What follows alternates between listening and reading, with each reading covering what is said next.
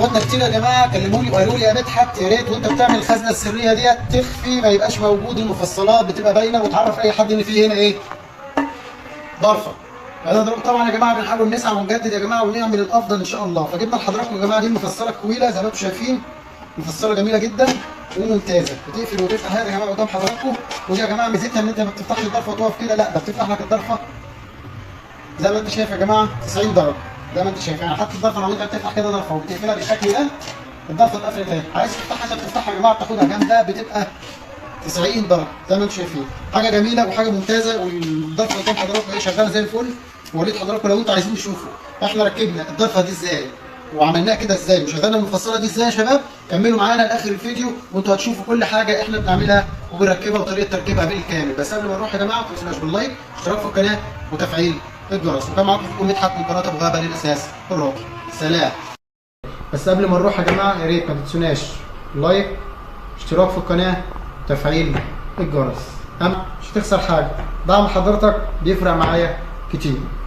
يلا بينا نشوف الفيديو مع بعض.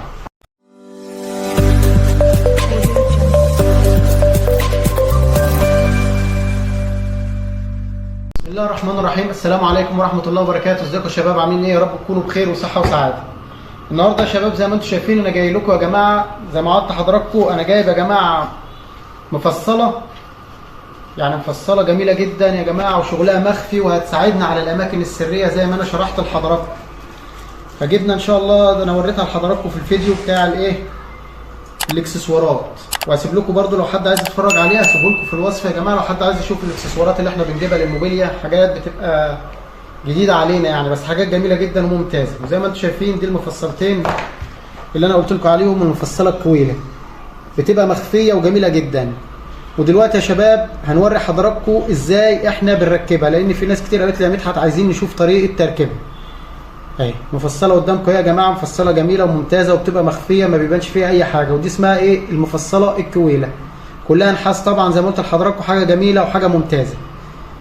ماشي يا شباب، وبكده يا جماعه احنا اتكلمنا كتير، هنروح بقى نفرجكم. انتوا شايفين يا شباب احنا كده هنشرح لحضراتكم طريقه تركيب المفصله الكويله اللي هي دي قدام حضراتكم اهيت، زودوا لي عليها جامد اهيت يا شباب قدام حضراتكم، حاجه جميله وحاجه ممتازه. ودلوقتي هنوري حضراتكم احنا ازاي هنركبها. اول حاجه بنجيب الضرفه بتاعتنا اهيت يا شباب اللي هتشتغل عليها اللي هي المخفيه السريه. احنا طبعا بنحط الضرفه كده شمال ويمين زي ما انتم شايفين يا شباب، وبشد عليها اهو زي ما انتم شايفين العلامه بالظبط شمال ويمين زي ما انتم شايفين بالظبط. بعد كده بجيب الشريط بتاعي ابتدي اظبط الغوط اللي انا عايز اغوطه بالظبط، واوصل نفسي طبعا في النص بالظبط بالايه؟ بالشنيور.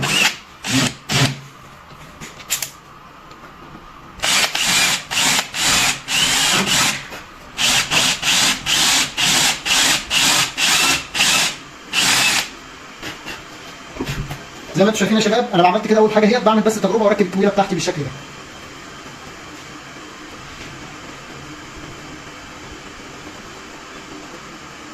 طبعا هنقيس الاول بالقلم عشان هي بتركب يا شباب بتبقى داخله حشر طبعا، نقيس العمق بالظبط.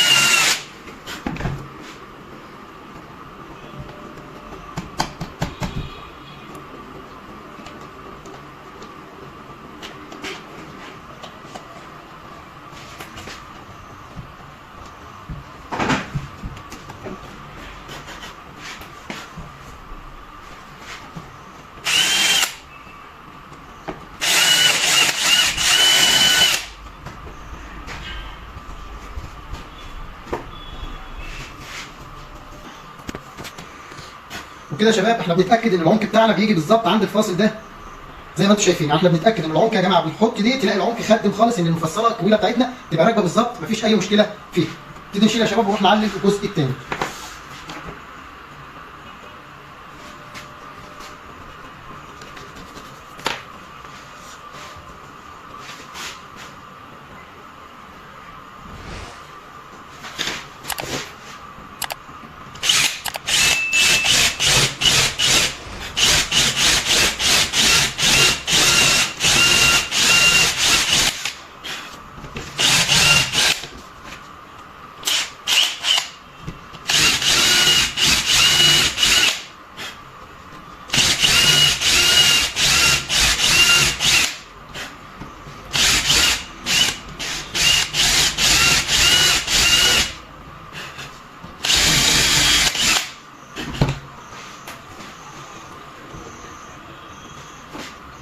لازم اتاكد يا شباب ان غوط البونت عندي بالظبط يكون نفس الغوطه. انا بشوف كده الغوط بتاعي، اقيس من هنا كده بمفكه وبقلم ولا اي حاجه واروح جاي طالع برضه بنفس الوضع، اقيس كده الاقي الغوط بتاعي كويس وممتاز ومظبوط بالظبط. وطبعا لازم نعمل عدله الايه؟ نجيب بقى طقم تعليم الكوايب ان احنا ازاي نعلم ونغز يا جماعه ان هي تديني نفس المقاس بتاع البونت. انا عايز المقاس ال 12 طبعا، هطلع المقاس ال 12 وزن حضراتكم.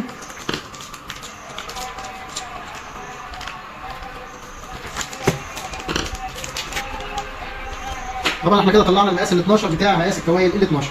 بنحطها كده طبعا بالظبط اهي، ونجيب الضرفه بتاعتها. بنظبط يا شباب المكان بتاعنا بالظبط ونظبط فوق وتحت بالشكل اللي انتوا شايفينه ده كده. بظبط شمال ويمين، اتاكد ان الضرفه بتاعتي مظبوطه بالملي، واروح جاي ايه؟ غزه بسيطه كده.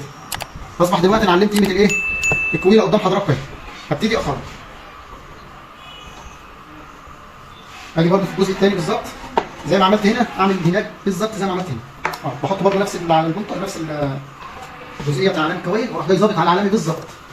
بظبط على علامه بالظبط زي ما انتم شايفين، واروح جاي برضه ايه؟ لامح للضرفه تبقى مظبوطه. ضرفه مظبوطه بالظبط. اجيب زاويه برضه اتاكد ان الضرفه بتاعتي مظبوطه بالظبط، والعلامه برضه يبقى معايا بالظبط ان انا ما يبقاش فيه اي اختلاف. بالظبط يا شباب زي ما انتم شايفين. برضه اروح جاي ايه؟ غازز غزه كده. يبقى انا شباب علمت هنا قيمه الخرم بتاعه وهنا قيمه الخرم. طبعا البنطه بتاعتي تنزل بالظبط في المكان اللي انا عايزه ينزل.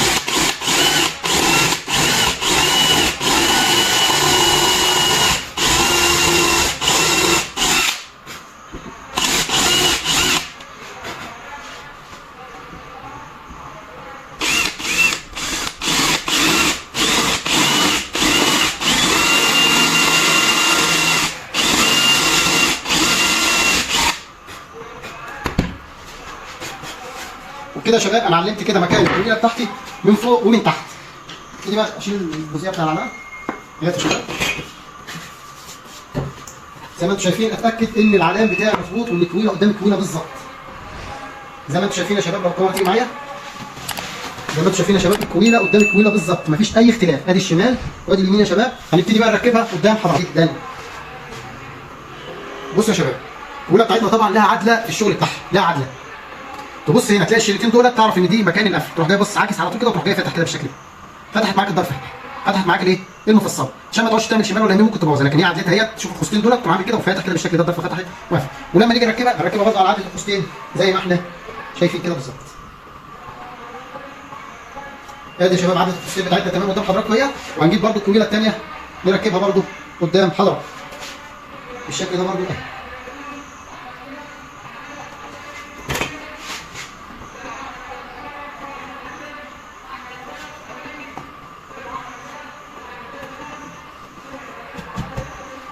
كل حاجه يا جماعه متظبطه وجميله وزي الفل. سامحوا بس الايه؟ طبعا لازم نعمل تيست على الايه؟ على الحاجه اللي احنا بنعملها.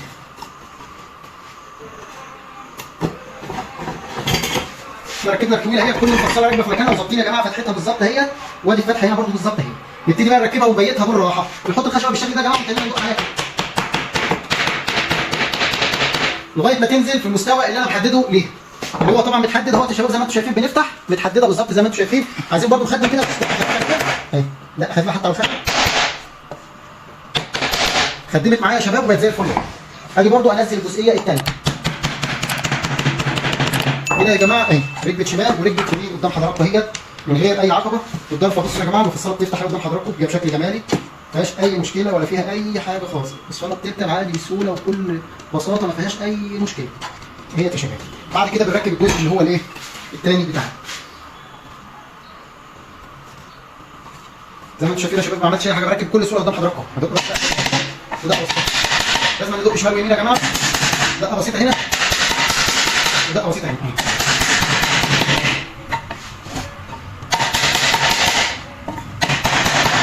وبكده يا جماعه تكون الضرفه بتاعتي رجلت. انا بفتح الضرفه، بصوا يا شباب المفصله بتاعتي جميله ازاي. بصوا يا شباب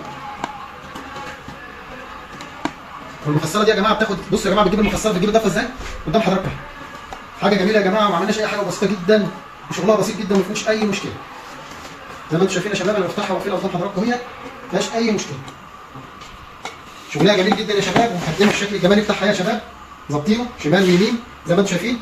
المفصله دي يا جماعه طبعا بتبقى مخفيه، مفيش اي حد بيكشف دي ايه ولا اي حاجه. طبعا زي ما انتوا قلتوا لي، لان في ناس كتير اخواتي في القناه طلبوا مني قالوا لي يا مدحت الشغل هيبقى افضل وهيبقى جميل جدا لو انت لقيت الشكل بتاع المفصله. زي ما انتوا شايفين بقى دلوقتي بنبتدي نتقل عليها عشان ما تفتحش منها تاني. اهي شمال ويمين. طبعا يا جماعه في هنا بقى مسمارين لازم نربطهم، اللي هم المسمار الشمال والمسمار اليمين.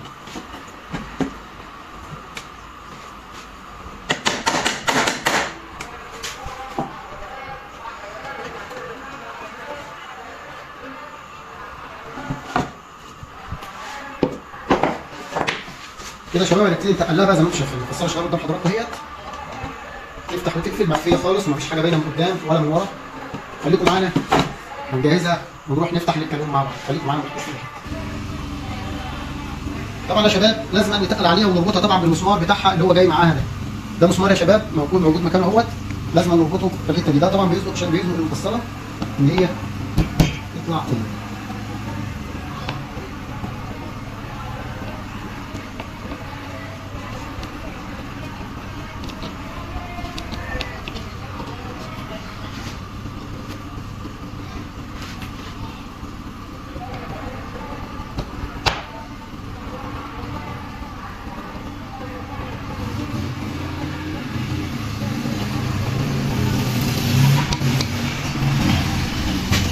طبعا هم بيبقوا فاحرين يا جماعه في قلب الكويله في مكان المسمار زي ما انتم شايفين. حاجه جميله وحاجه ممتازه بصراحه. نبتدي بقى نقوي اليمه الثانيه. نبتدي طبعا ايه نورط على الجزئيه الثانيه.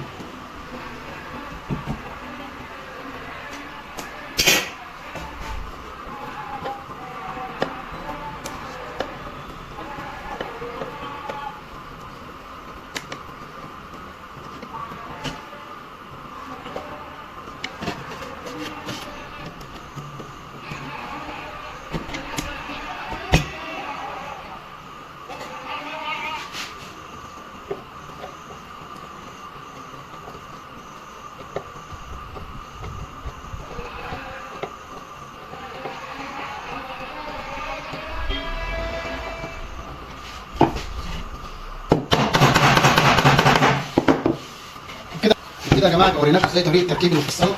تعالى. وكده يا شباب دي تركيبه المفصله في الكويله.